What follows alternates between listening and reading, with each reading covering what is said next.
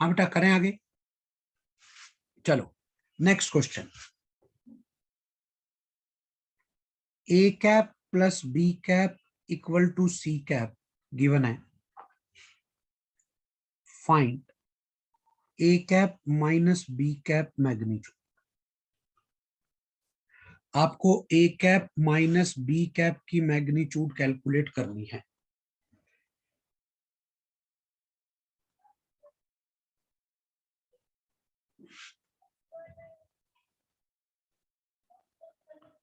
आपको ये गिवन है, ये निकालना है। देखो ध्यान से, without any calculation, without any calculation answer करता हूं मैं।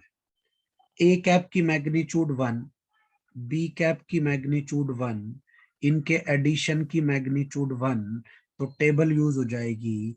टेबल से थीटा 120 डिग्री का आ गया। किसी को कोई डाउट? बोलो बेटा। अब उसने ए कैप माइनस बी कैप की मैग्नीट्यूड पूछी है। वापिस टेबल में आ जाओ 120 डिग्री के एंगल पे। टेबल में आ जाओ 120 डिग्री के एंगल पे। ये गई टेबल, ध्यान से देखना आप, ध्यान से यहाँ पे ये रही टेबल। 120 डिग्री के एंगल पे टेबल में क्या रिजल्ट होता है माइनस वाले का? बोलो। हाँ जी, A√3। A√3। तो अपना यहाँ पे जो फाइनल आंसर आ गया वो कितना आ गया बेटा? ए की जगह 1 है, 1√3, that is √3 will be our answer. कोई डाउट? No sir. लॉजिक समझ में आ गया मैंने क्या कहा है? बोलो बेटा। Yes sir. चलो अगला क्वेश्चन।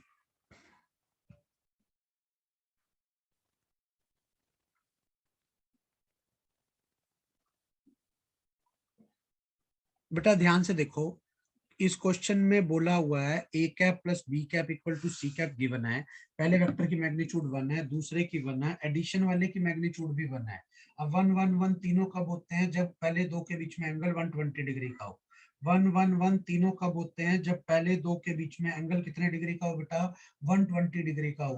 तो इसीलिए मुझे ए कैप 120 डिग्री एंगल पता लग गया। अब माइनस वाले का पूछा है, माइनस में फिर टेबल देख लेंगे कि टेबल में माइनस का क्या आंसर आता है, सोल्व करेंगे आंसर आ जाएगा। कोई डाउट? Excuse me sir. बोलो। सर आपने इसमें ये रूल लगाया है ना कि A प्लस बी का मैग्नीट्यूड C के मैग्नीट्यूड के इक्वल होएगा। हाँ हाँ, लेकिन A प्लस बी कोई जरूरी तो नहीं है कि इक्वल ही हो। मतलब A प्लस बी का पूरा का मैग्नीट्यूड और A के मैग्नीट्यूड और B के मैग्नीट्यूड के सम के इक्वल जरूरी थोड़ी है सर। नहीं मैंने ये थोड़ी कहा दोनों के सम के इक्वल होगा। मैंने कहा ए कैप प्लस बी कैप का मैग्नीट्यूड सी कैप के मैग्नीट्यूड के बराबर होगा। मैंने दोनों साइड मैग्नीट्यूड ले ली, क्योंकि दो वेक्टर अगर बराबर होते हैं तो उनकी मैग्नीट्यूड भी बराबर होती है। जब भी बेटा दो वेक्टर बराबर होते हैं तो उनकी मैग्नीट्यूड भी बराबर होती है। नहीं समझ आया बेटा? ये वेक्टर है या मैग्नीट्यूड है? फर्स्ट वाले में वेक्टर दिया हुआ है या मैग्नीट्यूड दी हुई है? कैप तो वेक्टर होते हैं ना, वेक्टर इक्वल है। मैंने दोनों साइड, जब भी दो वेक्टर इक्वल होंगे तो उनकी मैग्नीट्यूड भी सेम होगी, डायरेक्शन भी सेम होगी।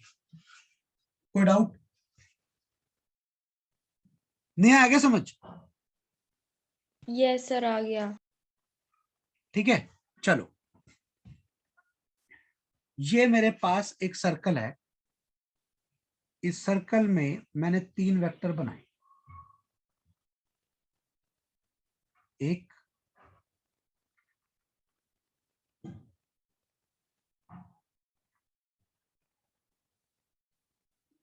एक दो और एक तीन। Radius of the circle is R. Radius of the circle is R. ये पॉइंट ओ है, ये ए है, ये बी है, ये सी है। ये वाला एंगल 45 डिग्री का। आपको निकालना है O A plus O B plus O C. फटाफट करना। क्या दोनों की डायरेक्शन सेम है या अलग अलग है? सेम। तो बेटा OA plus OB plus OC की मैग्नीट्यूड कितनी आ गई, R plus R√2, that is R into √2 plus 1। कोई डाउट?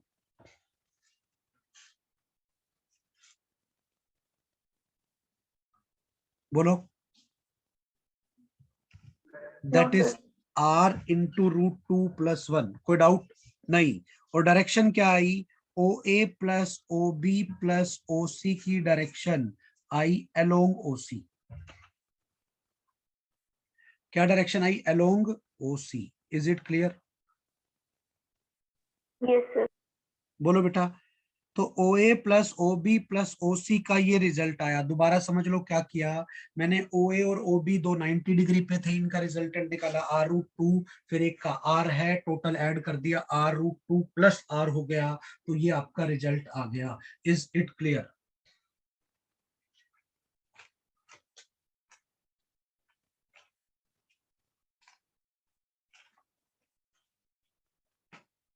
हाँ जी, क्लियर है यहां तक क्या नहीं? Yes sir. करें आगे।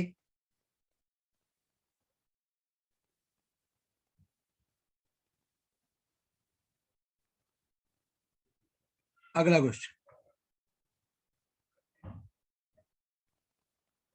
नेक्स्ट क्वेश्चन, या चलो पहले नेक्स्ट आगे टॉपिक करते हैं फिर करेंगे आगे। Next is polygon law of vector addition.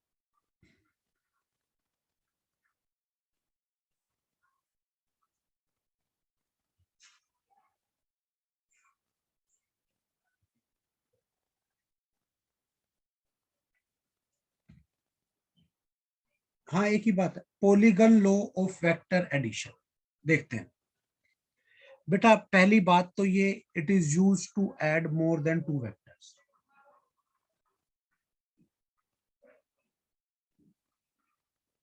ये 2 से ज्यादा वेक्टर्स को ऐड करने के काम आता है।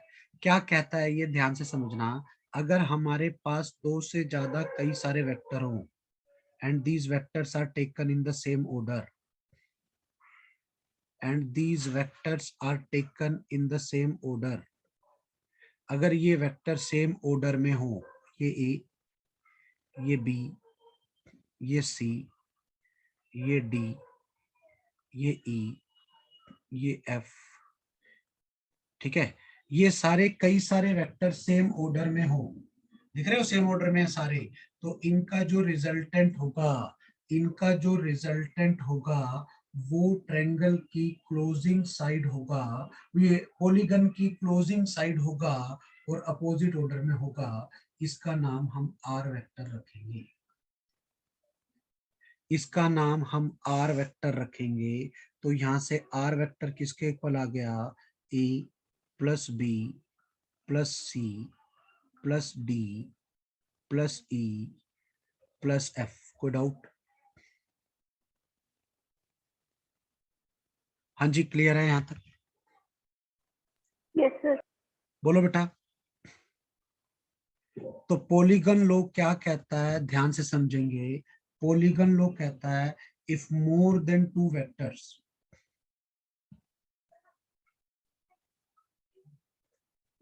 if more than 2 vectors having magnitude and direction both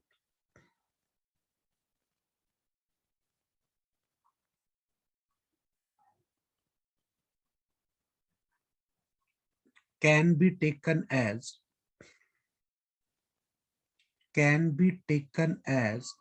the sides of the polygon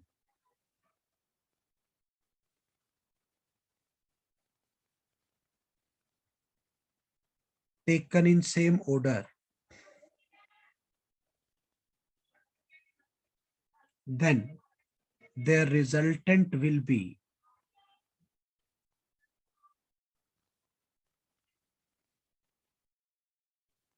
closing side of the polygon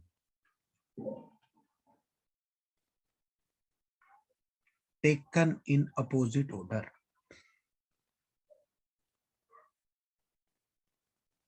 Taken in opposite order. Taken in opposite order. Is it clear? Yes, sir. चलो अब आगे समझना ध्यान से यहाँ पे। अब जैसे अगर अपने पास ये डायग्राम हो,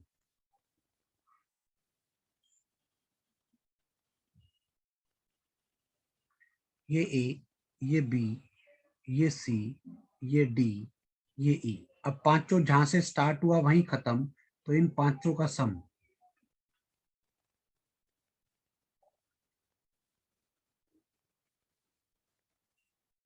पांचों का सम क्या होगा बेटा? 0। इन पांचों का सम क्या होगा? 0। Is it clear?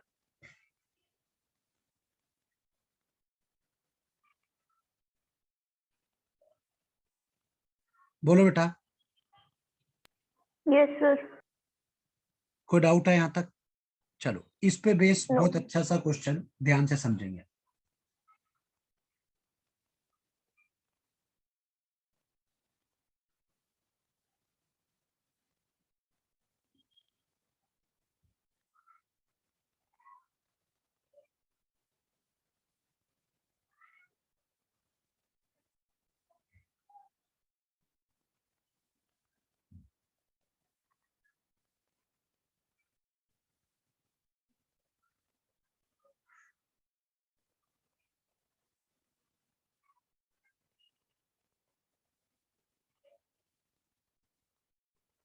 देखना ध्यान से यहाँ पे,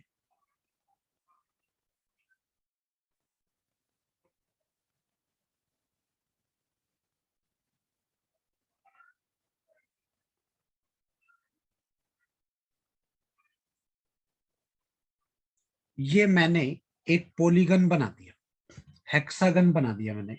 आप ये समझो कि ये मैंने एक हेक्सागन बना दिया।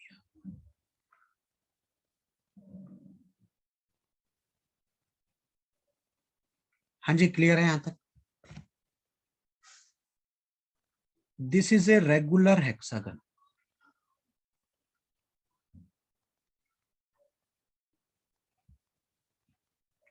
नेमिंग कर दी A B C D E F, ऐसे नाम रख दिए। A B C D E F मैंने ऐसे नाम रख दिए। क्लियर है? ए बी वेक्टर दिया हुआ है, पी वेक्टर है, बी सी वेक्टर दिया हुआ है, क्यू वेक्टर है। ठीक है, और आपको निकालने हैं find C D vector, A D vector, A E vector और बी एफ वेक्टर। ऐसे कुछ भी पूछा जा सकता है कि आपको ये वेक्टर्स निकालने हैं। अब आप सोचो कि आप इसको कैसे करोगे। अब आपको ये सोचना है कि आप इस क्वेश्चन को कैसे करोगे। इंपॉर्टेंट क्वेश्चन है, बहुत सारी चीजें यहाँ पर पूछी जाती हैं।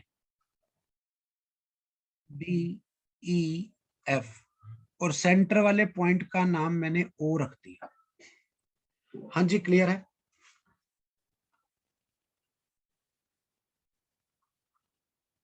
बोलो बेटा, लॉजिक समझ Yes, में sir. आया मैंने क्या किया है? अब ध्यान से समझो, अपने को क्वेश्चन में ए बी वेक्टर पी दिया हुआ है। बड़े ध्यान से समझना अब यहां पर जो चीज मैं बता रहा हूं, और बी सी वेक्टर क्यू दिया हुआ है।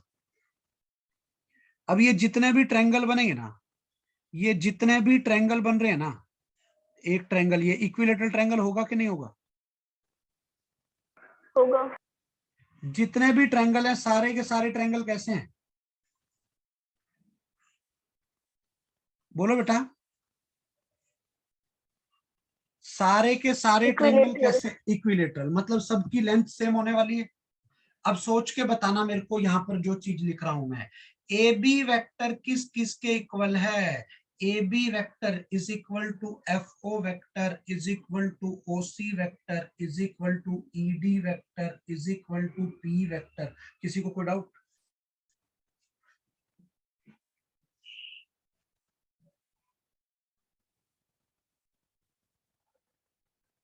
हाँ जी, या नहीं आया समझ? बेटा ये ए बी, ये एफ ओ, ये ओ सी और ये ईडी, सारे सबकी लेंथ तो सेम ही है ना, इसलिए डायरेक्शन भी सेम हो गई, इसलिए पी लिख दिया। बीसी वेक्टर किस किस के इक्वल है बता सकते हो मुझे? बीसी सोचो, OA, एओ, ओडी और एफई, कोई डाउट? सीडी वेक्टर किस किस के इक्वल है? सीडी, बीओ, ओई और एएफ। नहीं आया समझ मैंने क्या कहा है? बोलो बेटा, अरे क्लियर है क्या नहीं है? क्लियर है सर। अब मैं क्या करता हूं, अलग से ट्रायंगल बना देता हूं एबीओ। मैंने अलग से ट्रायंगल बना दिया एबीओ।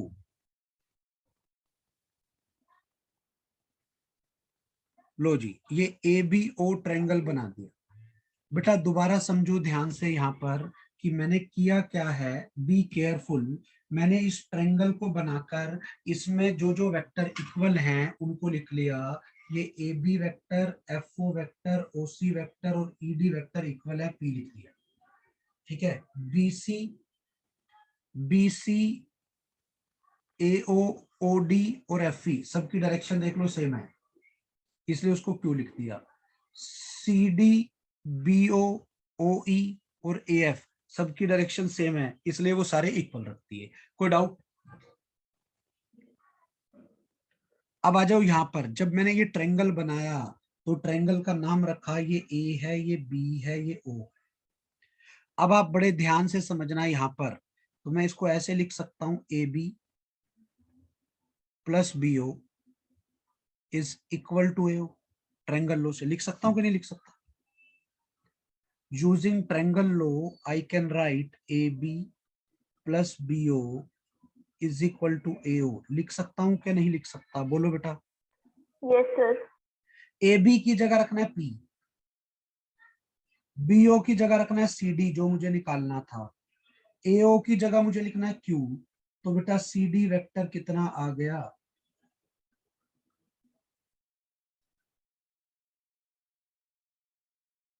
हाँ जी, कोई डाउट है यहां तक? बोलो। No sir. क्लियर है? लॉजिक समझ में आया? अब देखो ध्यान से, और क्या क्या निकालना था, सी डी निकल गया, अब ए डी निकालना है। अब मुझे कौन सा निकालना है? A D. अगर आप सोचो तो आपका ए डी ये वाला है, ए डी को आप क्या लिख सकते हो? एओ प्लस ओडी। इस डायग्राम में देखो, एडी को क्या लिख सकते हो? एओ प्लस ओडी। लिख सकता हूं कि नहीं लिख सकता? Yes sir. एडी, एडी को लिख सकता हूं एओ प्लस ओडी। आ जाओ, एओ किसके इक्वल है? क्यू के। ओडी भी किसके इक्वल है? क्यू के। तो ये आ गया AD is equal to Q plus Q. तो आंसर इज 2Q। कोई डाउट? Answer is 2Q। कोई डाउट?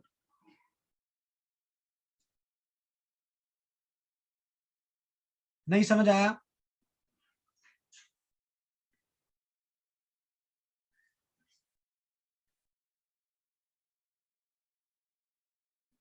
हाँ जी, कोई डाउट है यहां तक? No sir. करें आगे? अब आगे समझना है यहां पर। उसके बाद कौन सा पूछा था? एई। एई, इस ट्रायंगल से एई सोचो कैसे निकाल सकते हो? एओ प्लस ओई। एई निकालना है, एई को लिख सकता हूं एओ प्लस ओई। कोई डाउट? एओ किसके इक्वल है? आप सोचो, एओ क्यू के इक्वल प्लस ओई। ओई किसके इक्वल है? ओई, ओई देखो किसके इक्वल है? सीडी के इक्वल। पुट कर दिया तो ये आ गया Q प्लस सी डी की वैल्यू Q माइनस पी। तो answer A E is equal to 2Q minus P. Is it clear? Yes sir. हाँ जी, क्लियर है यहां तक? उसके बाद क्या पूछा था मैंने, बी एफ, मैंने पूछा था next is B F vector. अगला मैंने जो पूछा था बी एफ वेक्टर। अब आ जाओ ट्रायंगल इसी पे फिर दोबारा से, बी एफ वेक्टर क्या होगा, B O plus O F, B O plus O F, triangle law से B O plus O F. आ जाओ इधर, बी ओ किसके इक्वल है, बी ओ सी डी के इक्वल है, और ओ एफ किसके इक्वल है, ओ एफ माइनस पी के इक्वल है। एफ ओ पी है तो ओ एफ माइनस पी हो गया, एक सी डी एक माइनस पी, तो बी ओ सी डी के इक्वल है, ये माइनस पी के इक्वल है, सी डी था क्यू माइनस पी, तो answer is Q minus two P. This will be your answer. कोई डाउट? हाँ जी, हेक्सागन वाले 2 क्वेश्चन बनते हैं, दोनों क्वेश्चन में बस यही ट्रिक है कि आप इसको ऐसे लिख लो और उसके बाद जो निकालना है वहां पे ट्रायंगल लो बनाते चलो, उसके हिसाब से आपका आंसर आता चलेगा। Is it clear? Yes, sir. कोई डाउट है यहां तक कि हमने क्या किया है? Next question, next question.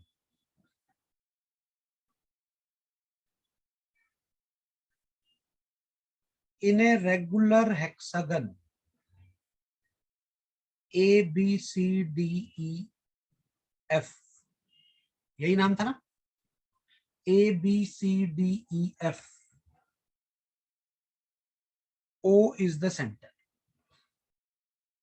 दिया हुआ है। If A B plus A C plus A D plus A E plus A F equal to K time A O, then find k, then find k। तो आपको k निकालना है, फटाफट करना ये क्वेश्चन। देखो अकॉर्डिंग टू क्वेश्चन वो सब कुछ पूछ रहा है ए ओ की टर्म में, वो सब कुछ पूछ रहा है ए ओ की टर्म में। तो अभी आपने पिछले क्वेश्चन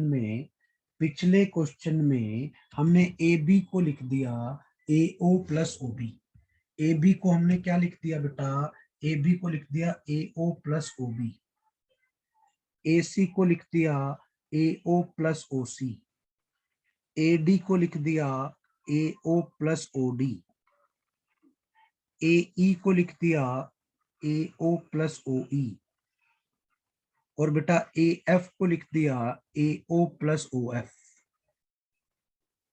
मैं जैसे ही पुट करता हूं क्या बना, ये बना A B vector plus A C vector plus A D vector plus A E vector plus A F vector. इसको लिख रहा हूं मैं, ए बी को मैं क्या लिख रहा हूं बेटा, A B will be A O plus O B, A C को लिख रहा हूं A O plus O C, A D को लिख रहा हूं A O plus O D, ए ई को लिख रहा हूं A O plus O F O E, and last वाले को लिख रहा हूं A O plus O F. अब बड़े ध्यान से समझना यहां मैं क्या कर रहा हूं, ए ओ 5 बार तो आ ही गया। अब अगली टर्म क्या है, इधर ओ बी है। अब आप आ जाओ डायग्राम में, ओ बी कहां होगा, ओ बी इस साइड होगा, ये होगा ओ बी, ओ बी से उल्टा है ओ ई, ओ बी से उल्टा है ओ ई। तो मैं क्या करता हूं, यहां मैं लिख देता हूं ओ बी प्लस ओ ई, ये दोनों लिख लिए मैंने। अब फिर ओसी है, ओसी पे आ जाओ, ओसी से उल्टा ओ एफ, तो plus OC plus O F, plus में ओडी बच गया। कोई डाउट? हाँ जी क्लियर है यहां तक? अब आप देखो डायग्राम में OC प्लस OF कैंसिल हो जाएगा, OC इधर होगा OF इधर होगा, आपस में कैंसिल हो जाएंगे। OB और OE भी आपस में कैंसिल हो जाएंगे, और OD AO के बराबर है, OD AO के बराबर है। तो मैं यहां से क्या करता हूं, मैंने यहां से डायग्राम के अकॉर्डिंग ये दोनों कैंसिल कर दिए, ये दोनों कैंसिल कर दिए, इसकी जगह AO लिख देना है। तो 5AO plus AO total 6AO बन गया। तो what is K? K is 6 will be your answer. तो अब आपको यहाँ से एक चीज और भी पता होनी चाहिए कि क्या AB plus AC plus AD plus AE plus AF equal to 6 time AO आता है। ये आपको पता होना चाहिए। कोई डाउट है?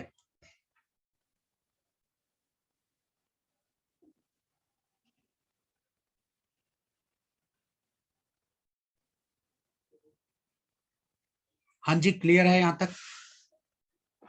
Yes, sir. चलो नेक्स्ट क्वेश्चन।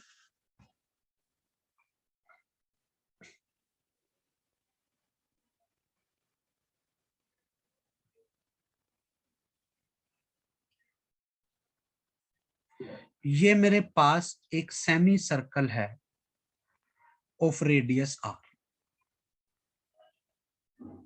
ये इसका सेंटर हो गया।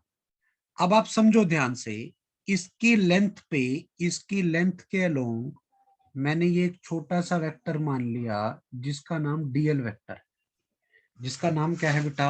DL vector. तो DL वेक्टर का इंटीग्रेशन की मैग्नीट्यूड निकालनी है और DL वेक्टर की मैग्नीट्यूड का इंटीग्रेशन करना है। फटाफट ये दोनों पार्ट निकाल दो। आज का इंटीग्रेशन का मतलब होता है समीशन ऑफ वेक्टर्स। इंटीग्रेशन का मतलब होता है समीशन ऑफ वेक्टर्स। तो ध्यान से समझना मैं क्या कहना चाह रहा हूं। मैं कहना चाह रहा हूं अगर मैं DL वेक्टर का इंटीग्रेशन कर रहा हूं, मतलब है DL1 plus DL2 plus up to DLN, और मैं DL वेक्टर की मैग्नीट्यूड का इंटीग्रेशन कर रहा हूं, मतलब है DL1 की मैग्नीट्यूड प्लस DL2 की magnitude plus up to DLN की मैग्नीट्यूड। ठीक है। अब पहले वेक्टर का एडिशन करना है। इसमें देखो ध्यान से समझो, पहले वेक्टर का एडिशन करना है, बाद में मैग्नीट्यूड निकालनी है। वेक्टर का एडिशन करने का मतलब है पहले ऐसे आप छोटे छोटे वेक्टर्स को ऐड करोगे, रिजल्टेंट वेक्टर ये वाला आएगा। जब सारे को ऐड कर दोगे तो उसकी मैग्नीट्यूड 2r है। तो पहला आ गया DL वेक्टर के इंटीग्रेशन की मैग्नीट्यूड। DL वेक्टर का इंटीग्रेशन है क्या? ध्यान से समझना, ये A पॉइंट, ये B पॉइंट, DL वेक्टर का इंटीग्रेशन है AB वेक्टर। तो AB वेक्टर की मैग्नीट्यूड, AB वेक्टर की मैग्नीट्यूड विच इज 2r। ये पहले पार्ट का आंसर आ गया। किसी को कोई डाउट?